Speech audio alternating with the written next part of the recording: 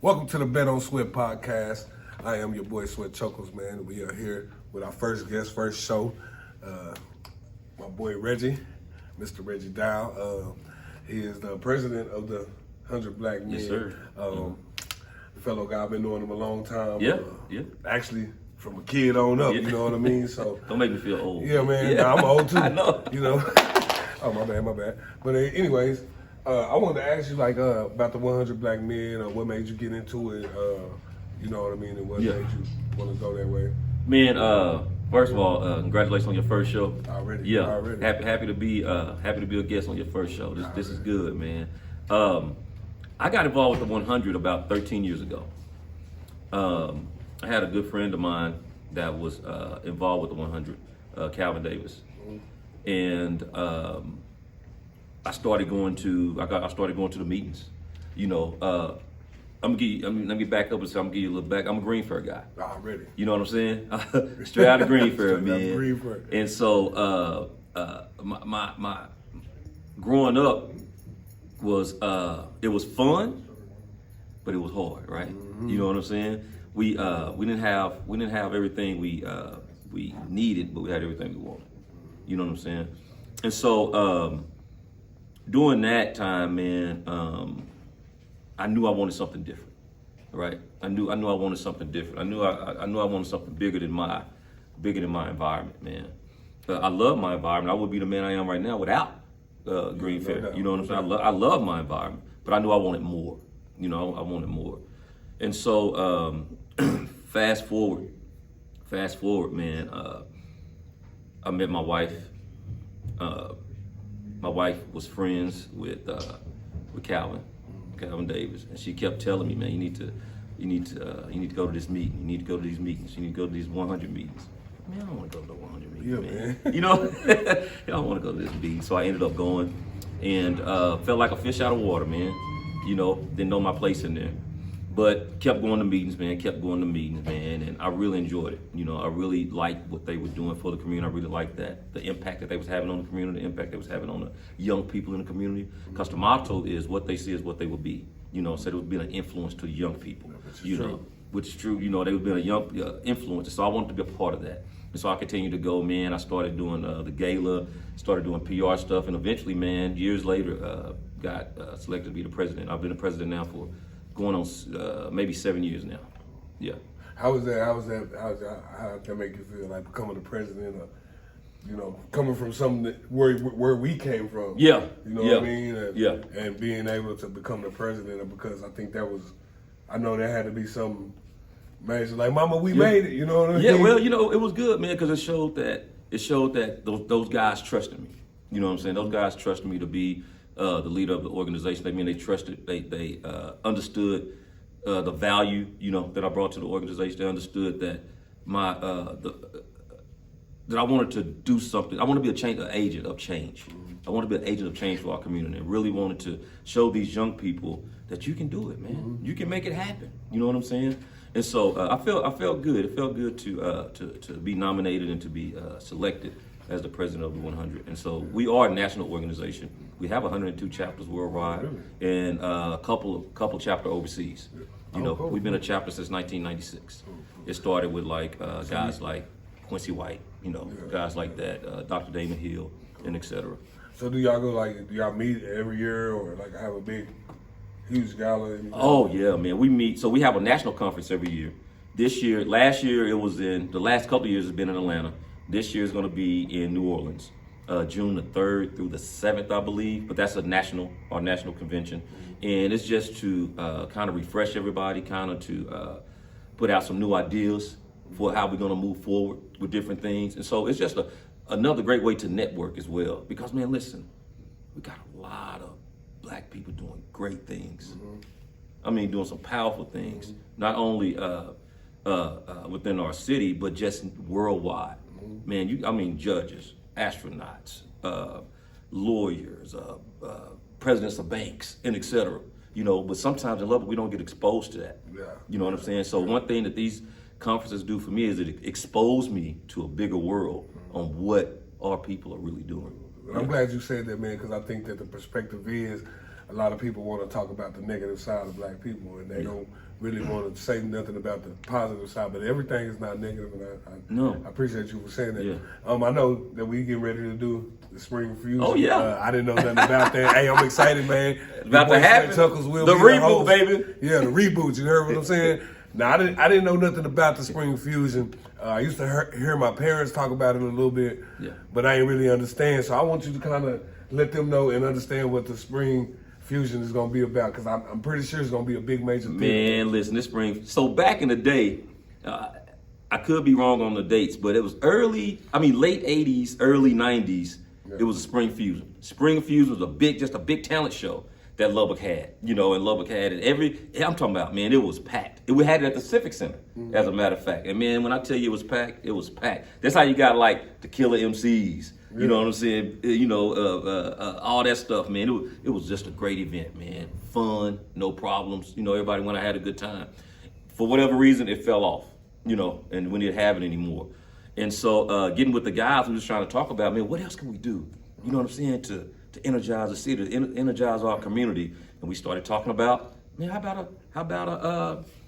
about a show? You know what I'm saying? And so we're like, what kind of show? And then for whatever reason, the spring fusion popped into my mind. I was like, man, let's do the spring fusion. Yeah. And so that's how it came about, man. So now we got a committee together. We're gonna have it what's the day? April 12th. We're gonna have it April 12th at Bashes. It's gonna be at Bashes, man. We will announce when we're gonna do our who's gonna be a part of the show, and so we're only gonna have probably 10 to 12 acts. You know what I'm saying? And so if you want to come and do our tryouts, we're gonna announce when the tryouts are here soon. And so you come and try out. You want to be a part of the talent show, man. It's gonna be great for the city, and it's for adults. Yeah. This time it's for adults only, because we're gonna have it at Bashes. Yeah. And they serve alcohol, and so. Yeah. So, hey, man, make sure you get to the Spring Fusion. Your boy Sweat Chuckles will be there. The best host in Lubbock, Texas, in West Texas, period. You know what I'm saying? We got my boy Reggie. So I want to talk to you, man. You went to the E, right? That's the college? Or where you go? I went to Coronado. Ah, man. Yeah. Man. But see, that's cool. I mean, that's cool. It's cool. Yeah. Back then, it wasn't your choice. You know what I'm saying? I have a choice, man. I wanted to talk to you about, and I see this a lot. I see this a lot going on in high school sports and high schools, period. I see, back when I went, we had Dunbar, Alderson, and Estacado. Yeah. They closed Alderson for whatever reason. They closed it. Made it elementary. And made it into an elementary. Yeah. Then they closed our elementaries. Yeah. And turned them into nothing. And I'm seeing this all around the city, especially with LISD. I don't know if you kind of in tune with what's going on, but I see a lot of stuff going on as far as like these kids. Like, you don't see as many kids in sports, or you don't see as many kids in band or stuff like that. And this is a question that the 806 always asks me. Yeah. I just want your opinion on what can we do as a city to bring back the things we have for the youth. And I know that's kind of like a jump out from what you just said, but it's not just talent shows, anything like that, because I see that our neighborhood centers are being closed. Our boys and girls clubs ain't doing as good as they used to. YFL, like MLK baseball, is at an all-time, man, bro, we used to love that. And I just wanted to ask you, like, what do you think we can do as a city? Because I think one major thing that they did was close our swimming pools down. I think that caused and even though kids were still going there, maybe acting up, they had supervision. So what do you think we can do as a community to bring this back, man? So what I'm gonna say is this: I'm gonna pinpoint it to just us men. I'm just pinpoint it to just us men. The most important thing you can do in a young person's life is not money. It's not giving them money, but to give them your time. Be present. Be present. So we have to be, as men in the community, as minority men, we have to be seen. We have to be seen, and we have to make sure that we are accountable for our actions when they seeing us out and about. And so again, we got to live by the motto of what they see or what they will be. One of the things I love about the 100 that we do is every year we do a fishing derby. Yeah. We do the fishing derby every year in July, man. And one of the things that makes that fishing derby so important is that's family time. You get everybody out of the house. You get everybody off that PlayStation. You get everybody off Instagram and whatever it is. that they're on, and they're just able to spend time with their family, you know what I'm saying, or with their mentor, or with whoever it is that they're with. And we make that free for the community. It's free. All you have to do is come down and catch fish. We dump usually about 1,200 pounds of fish inside of May Simmons Lake. Been there, yeah, man, we block it off, you know, and it's just an opportunity for families to bond, you know, because it's quiet. You get food, you get hot dogs, hamburgers, all that fun stuff. But the most important part is that family time. Is that family time. So we got to get families back together. You know, we have to get families back together, man. And men have to be the centerpiece of that. Us men, we have to be the centerpiece of that, man, because we're the leaders of the house, you know. And so we have to make sure that we are being present. That's why we go to Dunbar every Thursday. The 100, we go to Dunbar every Thursday and mentor the sixth grade, 7th grade, and 8th grade students. You know, we talk about having a positive mindset. We even talk about financial literacy. You know what I'm saying? Because that is important. And so we want to make sure that we're seen in those young people's lives. We want to make sure that they know that somebody cares for you, somebody loves you. You know, and so I think the most important thing is being present, man. Being present in those young people's lives. I think that's what we can do better. Yeah, man, that's good, man. Because I always tell people, I say charity starts at home, and if I don't respect home, then what makes you think I'm gonna respect outside of that home? You know what I mean? Man, one more thing. I just really want you to speak on the fishing derby.